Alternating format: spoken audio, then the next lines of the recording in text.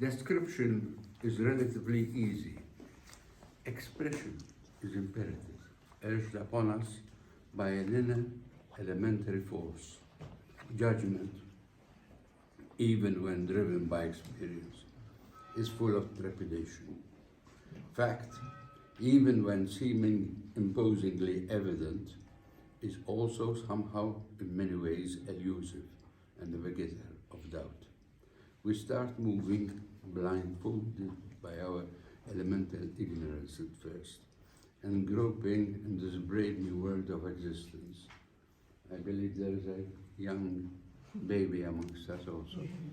Hiding away. I am speaking about him.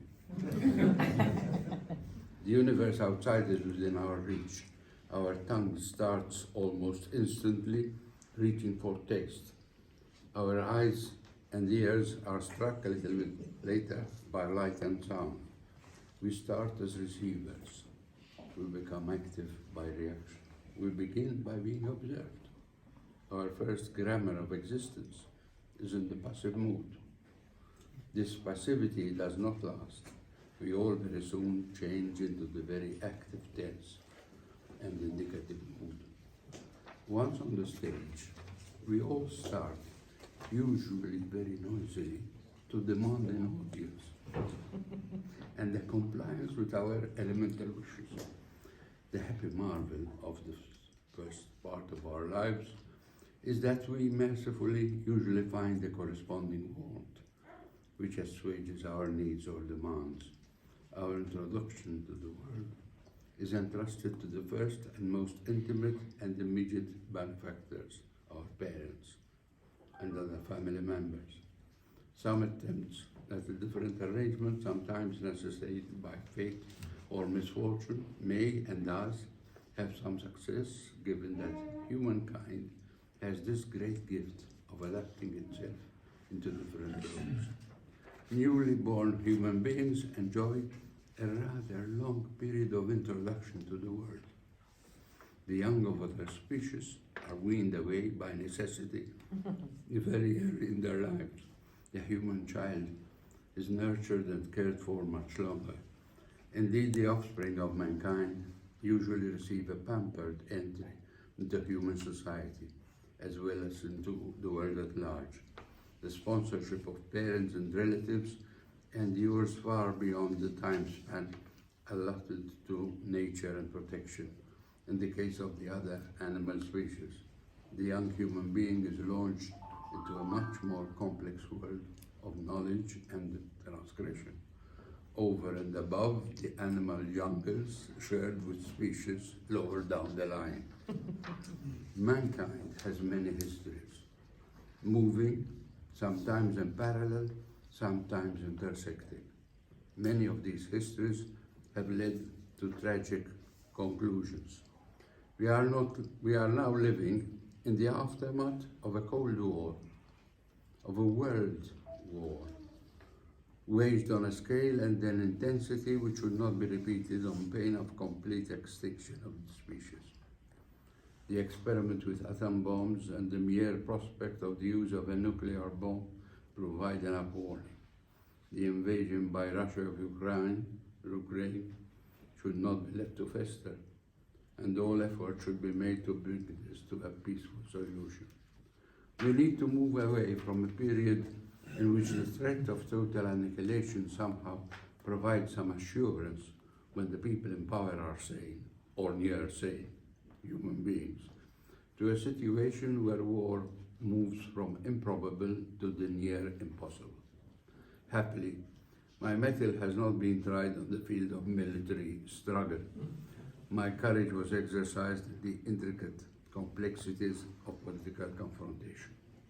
I can testify to the richness of the weave of political life. Politics deal not only with the aspirations and the actual needs of citizens, but politics have also to deal with dreams and utopias. Politics tax considerably the imagination. Satisfaction of hopes is a rare occurrence, very rare. Inevitably, reality is quite a considerable reduction on the scale of lofty expectations. There is a Baroque richness in the elaboration of hopes and a stark, crude realism in the registration of truth. Some may be tempted into the taste of a measure of cynicism concerning honor in political life.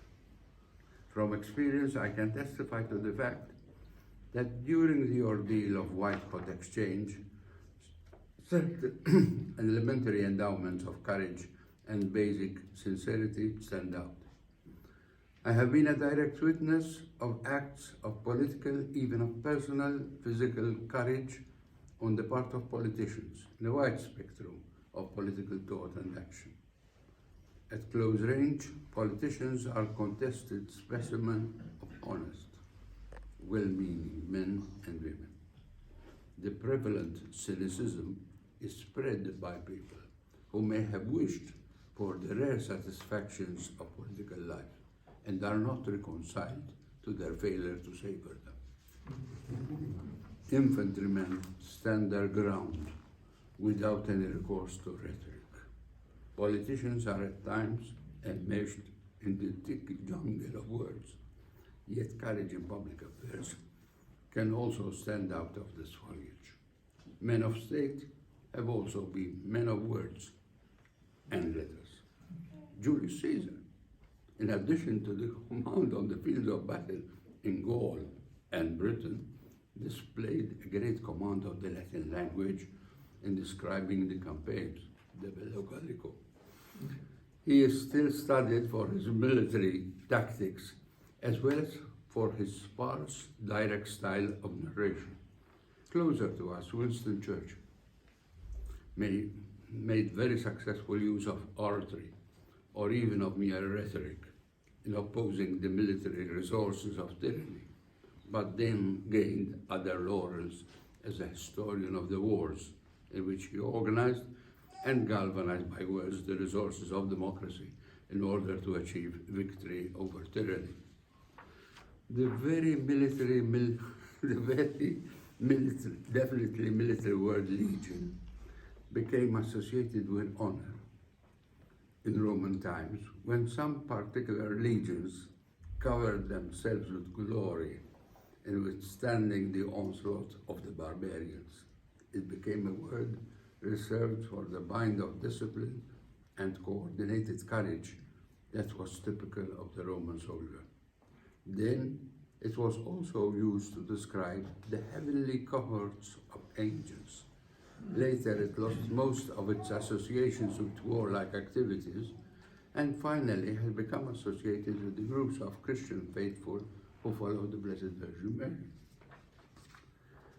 The very lay concept of honor as the highest code of conduct in interpersonal relationship was the product of European civilization during the ages of chivalry, the contribution of France to chivalry and to European civilization in the pre-modern and early modern age, as it's also in the modern age, is reflected in the history and historical composition of the Order of St. John. 3 of the 8 ranks of the Order of St. John were French. The majority of the Knights of St. John in the Order's heyday were French, and French was the language of communication between all the languages. The language of diplomacy and the relations between the European powers was developed in that idiom. The language was also used in the exchange of opinion and judgment in all fields of civilization. Some typically French refinements on the theme of valor in the military field, as much as in the civilian fields of lawmaking and law practice and execution in the course of law, have influenced the development of civilization in the modern age. Happily, for European and world history, the influence of France has been exercised in the fields of artistic expression, in painting, sculpture, literature, and music, as well as in the very art of living, that is, in food and drink. as in that of social interaction in habit and fashion. If French influence were to be subtracted, the modern world would be much poorer, definitely much drabber, and much less civilized. Your Excellency, I must express my gratitude to a dear friend, Professor Alain Blondy.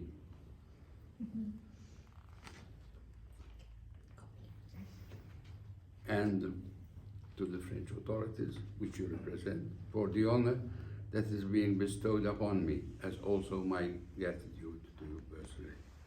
Your Excellency, for organizing this occasion to coincide with my 90th birthday. I am very old, Madam. Happily. It is a great honor and pleasure to join you in the Legion. Joyeux anniversaire.